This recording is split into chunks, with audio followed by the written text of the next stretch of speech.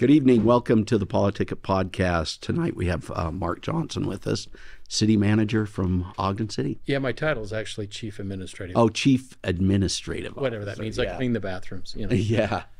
Well, this is a big year for you. You're going to retire. Yep. I think my countdown clock says 28 more days. A lot of changes in Ogden since you've been there. I mean, we were talking about a few of them, but I was talking to you about when you really got there, but you were around when we built the mall, right? The Ogden City Mall. I was. My career started at First Security Bank. I was in the old First Security Bank building on 24th and Washington and watched the mall be built, big parking structure. In fact, his editorial comment on the parking structure, it actually killed parking in Ogden because we had all this paid parking. I remember when I first went. That's right, because we had meters everywhere, right? Well, meters, and we had parking lots that were run by private business. And I remember paying $25 a month to park downtown when I worked at the bank. And when all that mall parking came in, all those guys went out of business because nobody was going to pay for parking if they could park at the mall and walk around. But the mall was a huge change to the city.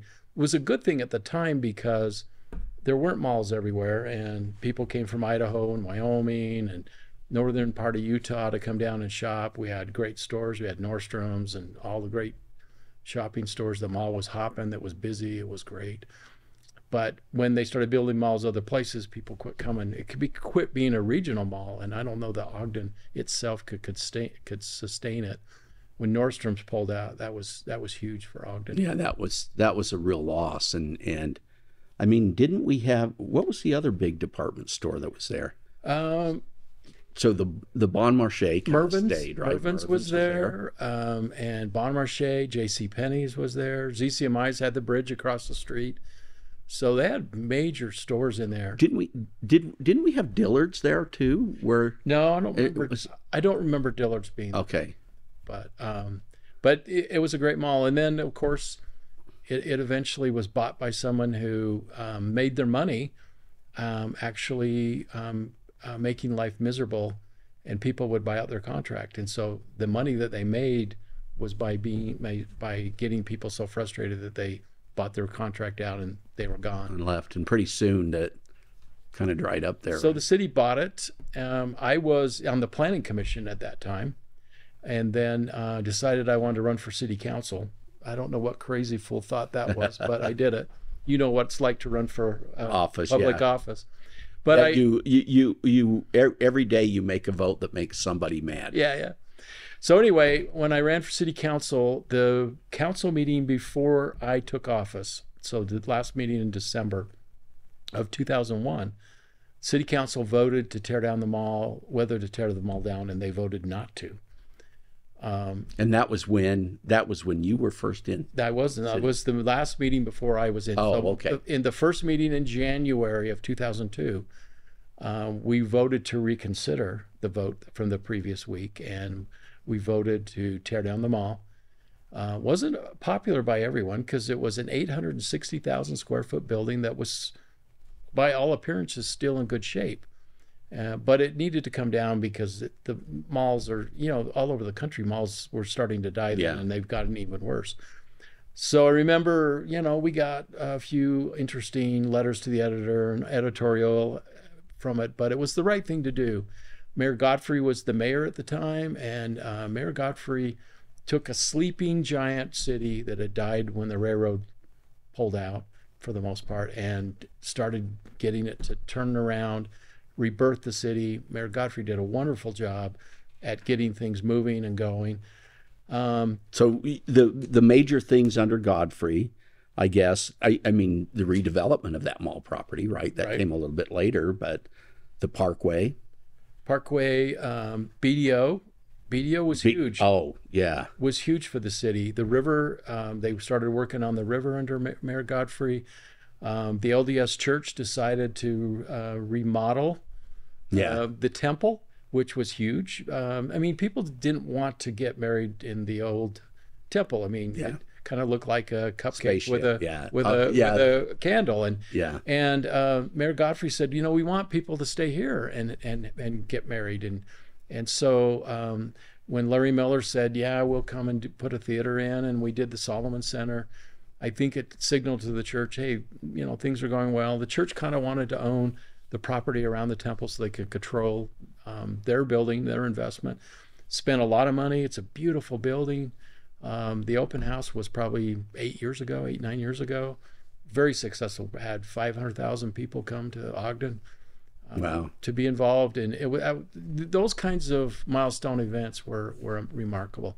And we just continued. Now, were you the city manager at that time? No, because you were on the city council. City council for 2 years, and then Mayor Godfrey offered me the job as the management services director, which is kind of the internal services manager in the city. And so I came to work for the city. I mean, my whole goal of running for city council and being on the planning commission was I wanted to do something for my community. I had been invested in Ogden. My wife and I have lived there our entire married life, 45 years, and there were parts of the city that were troubling, the crime rate and some of those kinds of things. And so we'd done a lot on the ecclesiastical side.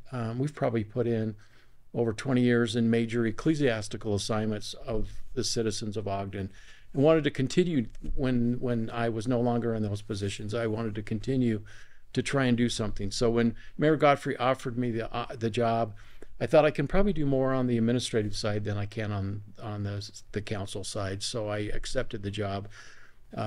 Probably about 6, 7. Now, how did that job change as you were in it? Was it basically the same job No, it was that you're retiring from now? no, because I'm in a different job now. We have someone else that's in that job, that management service director. About 7 months before Mayor Godfrey was going to leave office, the chief administrative officer left, went to work somewhere in Wyoming. And so Mayor Godfrey offered me the job, and I took it. And fortunately, Mayor Caldwell, when he came in, decided I was worth keeping. And so I've been the chief administrative officer for about 12 years now. And that job's not really changed a lot. And they'll be replacing me probably in the next few weeks. But it's been a pleasure to be involved with the great employees the city has. The city has amazing employees. It's not an easy job because we run lean. We don't have a ton of employees in many areas. We've reduced the crime rate over the last 12 years, probably by 40%. So when was that? Who was the police chief when that started? Well, really? the reduction started under John Greiner. Uh-huh. They continued under Chief Ashman, and then really have been robust under Chief Watt, Randy Watt, and then now Eric Young. Those they have all contributed. Yeah, Eric and Randy I know fairly well. The others I didn't. Well, John Greiner, But they've that's come a long ways, and I think we're trying to bring back residential into the downtown, which is helping the crime rate. I think big cities have found that out. LA's trying to bring back downtown LA. They're trying to bring back residential because it helps with the crime rate. So we feel good about the progress. Why do you think that helps with the crime rate, bringing more people into the city? I think people don't want to commit crime necessarily when there's a lot of people to observe it. Yeah. And it does make a difference. Even along the river, we've noticed less crime the more the population's grown along the river. Ogden has the most amazing 2 rivers.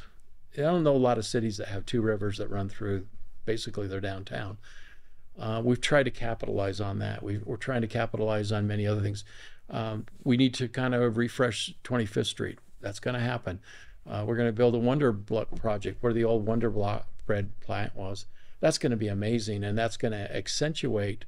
So what will that project be? Is that a commercial? It's commercial. It's retail. There might be a small grocery store. There'll be residential. It'll be a combination of a little of everything. It'll look a lot like some of the redevelopment that's happened in Denver around their train station. Oh. And there's a great vision for that. That's already passed through the city council. The developer's getting his financing. Once that's taken place, I think next year you'll see some ground start to move there, and that'll be an amazing new development to the city. So there's a lot of good things that are happening. We've been making progress in a lot of areas, and it's rewarding to see where it was when I started in the Planning Commission in 1997 and where it is now. But it's even more rewarding to see where it was when I moved into the city in 1978 and where it's become. Yeah, I think that I think that theater and the junction there really did kind of bring back Ogden. Yeah, we owe a debt of gratitude as a city to Larry Miller, because it was a leap of faith for Larry Miller. Yeah, that was a tough. And the story is that he asked, "Will I make money?" And the redevelopment person at the time said, "We can't guarantee that." And he said, "Will I lose money?" And they said, "We don't think you'll lose money." And he said, "Okay." And that one development and that faith that he had made a big difference. And now that theater's done great. Yeah. It's COVID kind of hurt the theaters, but it's coming back. Yeah. You know, it's coming back if they'll put the new movies in the theaters instead of releasing them online and on TV, that will really help. But they're coming back. They're doing well. The restaurants are doing okay down there. The Solomon Center, the businesses within that are doing well. We feel good about, that things are starting to come back after COVID. So we hope that was nice moving that children's museum down there. Yeah. Across from the temple. Yeah, that was the first thing that went in. That was the very first thing that went in, and there's a lot of people that go to that beautiful museum. That's a nice partner. Yeah, we always go to their fundraisers and stuff. We think it's a great place. We're grateful also that Boyer was willing to help be the partner on the junction. They didn't really want to do the project. I was on the city council when we chose another company out of Denver. When we went to Denver to see some of their work, we realized that they weren't who they represented themselves to be. And so we kind of came back and begged Boyer to help us. And to Boyer's credit, they stepped up and did the junction and did a nice job. And they've been our partner since then. Yeah. There. Well, I'm sure they've done very well out there at the BDO. Yes, that's a great partnership for them. But the junction hasn't been quite as profitable, but they were willing to do it for the community, I think. And I think that says a lot about the kind of company we are. Yeah, it gave you a lot more confidence in, the BDO projects and stuff like that, right? Yeah. BDO's only 35 years ahead of business plan. 35 years. They have done amazing. It's really amazing to go out there and look at the stuff that's there. Yeah. Those buildings are well taken care of. The infrastructure is well taken care of. The city did it right. They invested in the infrastructure when they didn't have the money. They actually borrowed $12 million in bonds, put the infrastructure in, paid themselves back with tax increment, and it was brilliant what they did. But it was a difficult move. Was that Matthew Godfrey that really got that going? Matthew, and also I think there was a great deal of faith from the city council. I mean, they're the ones that had to vote to say, "Yep, we'll invest $12 million we don't have, and hope." At the time, the tax value out there was zero, right? Because it had been an Army depot, and so that was a great leap of faith of Mayor Godfrey and also the city council. Well, it's a beautiful development too. It's one that was done right, and you're right. I guess investing the money in the infrastructure makes a big difference. Yeah, it has big deal. Easier to get people there. Well, we're going to take a break and then we'll come right back. Okay.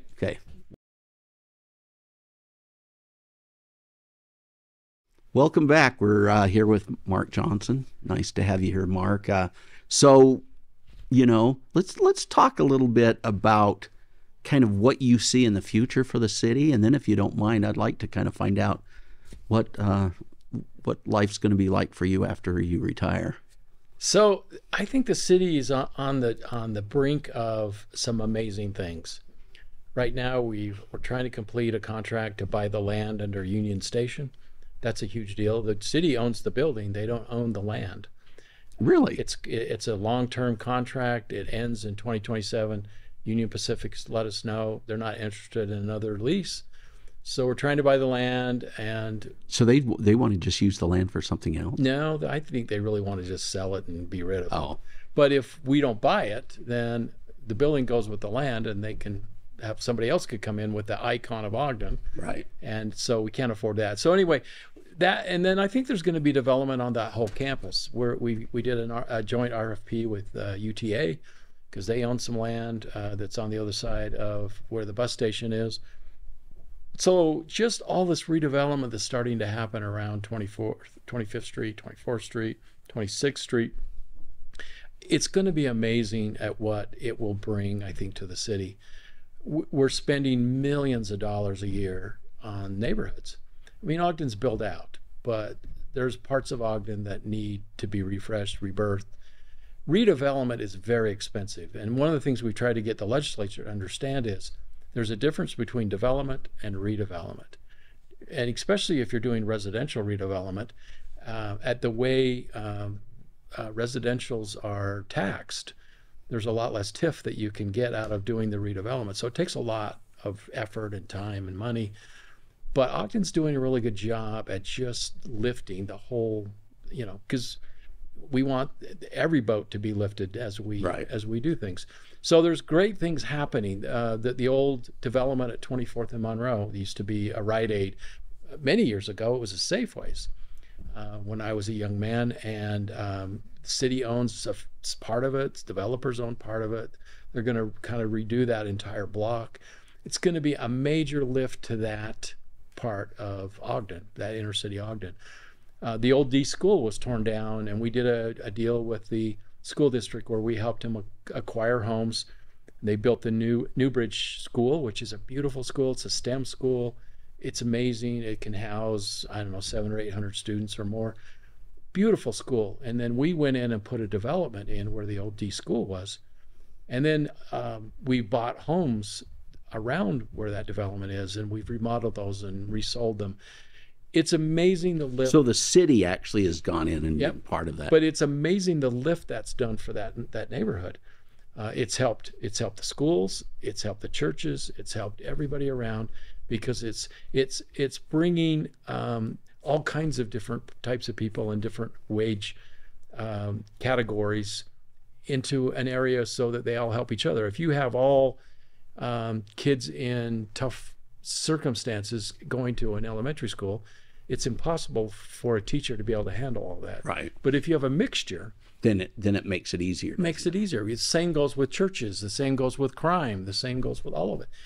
And so all of these little pockets that the city's been working on for years, and we don't really toot our horn a lot, but that's going to continue, I hope. I hope the city council is wise enough to continue to fund these and help what's going on. I think the future for Ogden is very, very bright. The staff that is at Ogden City is some of the finest I've ever worked with my entire career, not just at the city, but everywhere. My entire career, they're the finest people. The culture at the Ogden City is probably the best culture I've ever had in my work career. So you have all the ingredients. You have the people, you got a great community, and you hopefully will have the leaders come this next election that will continue with the vision. I believe that Matthew Godfrey started it going. He did a great job. I think Mike Caldwell was a great compliment to Matthew Godfrey. And Caldwell will be gone too, right? And Mayor Caldwell's not running again.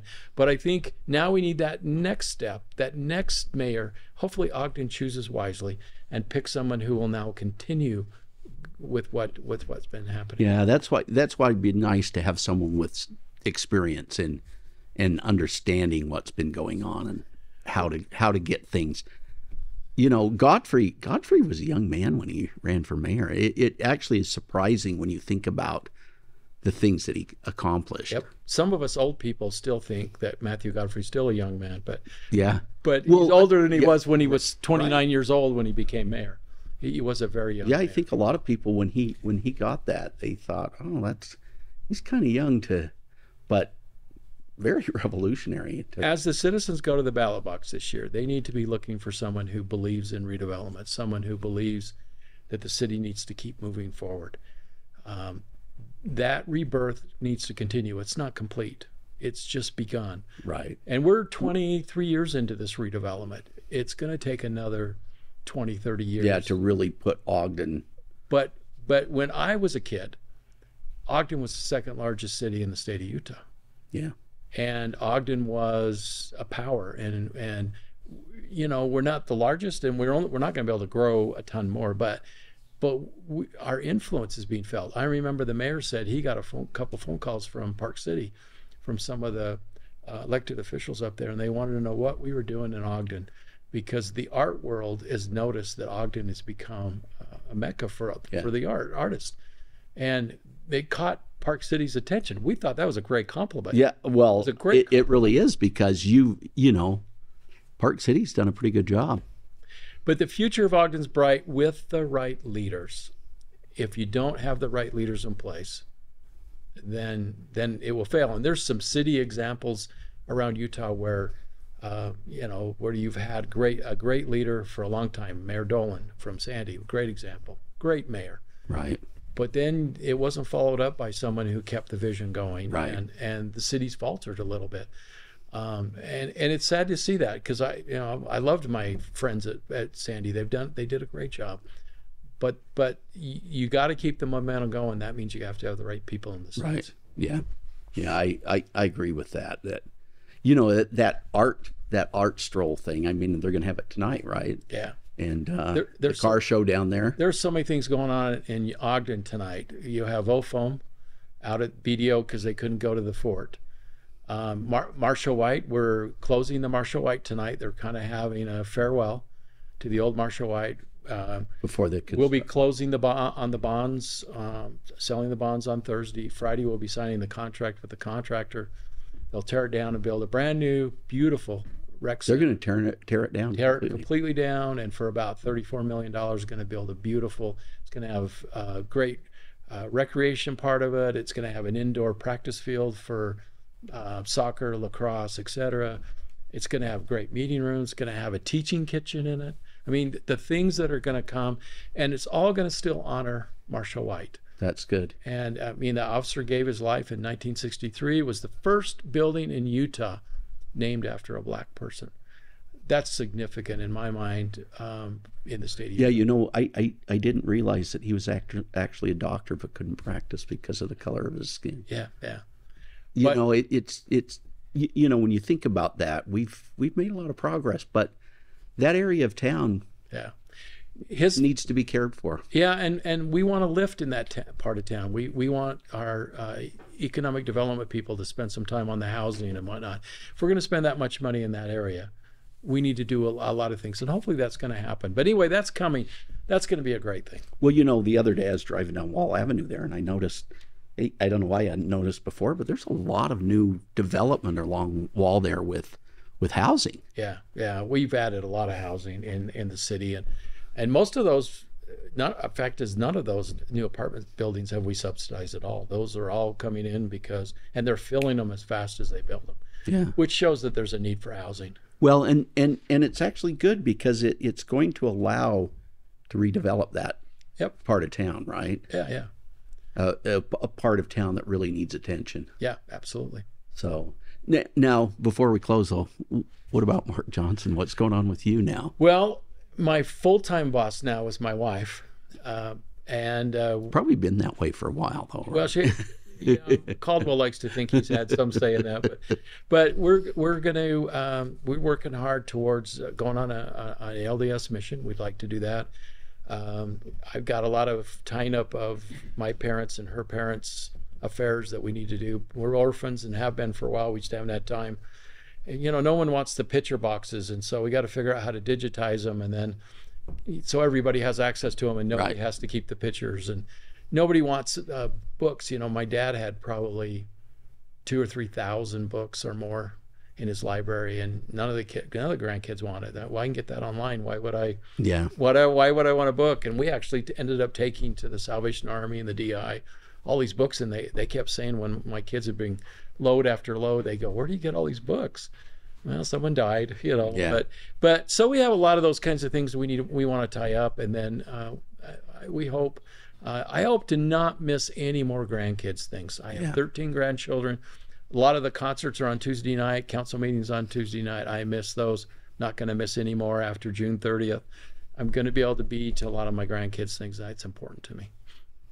Well, that's great. Mark, it's been wonderful having you. I'm glad we got to talk before you left the service of the city, and there's been a lot of great things happen under your watch, and we appreciate what you've done for Ogden. Thanks, Senator. Thank you. And we'll see you guys next week.